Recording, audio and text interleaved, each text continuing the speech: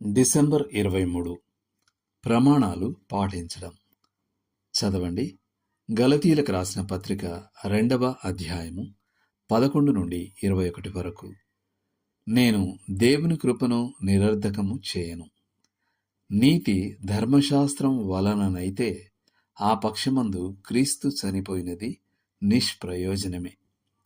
గలతీ 2:21.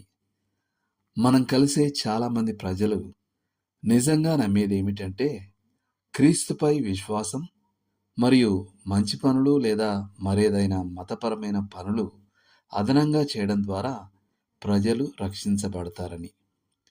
పౌలు ఉపయోగించిన అపోస్తలిక అధికారం మనకు ఉండకపోవచ్చు, కానీ ప్రకటించడానికి మనకు దేవుని వాక్యం ఉంది మరియు సత్యాన్ని పంచుకోవడం మన బాధ్యత.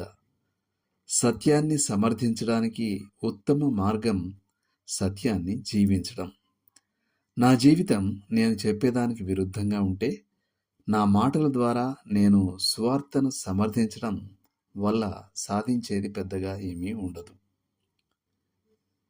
ఒక కొత్త ఉద్యోగికి వాల్వ్ భాగాలు చివరి కూర్పుకు సిద్ధంగా ఉన్నాయో లేదో నిర్ధారించుకోవడానికి వాటిని ఎలా కొలవాలో సూచించబడింది.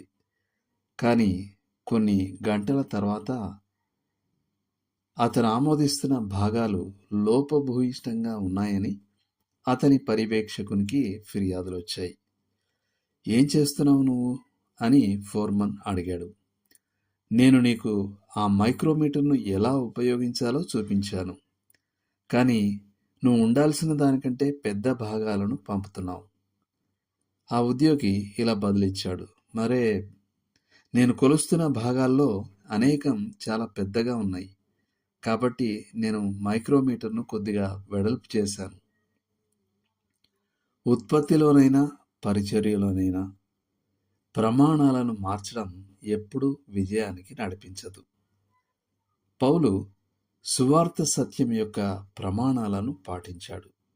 మరి మనం కూడా అలాగే చేయాలి. లోతుగా ఆలోచించాల్సిన విషయం.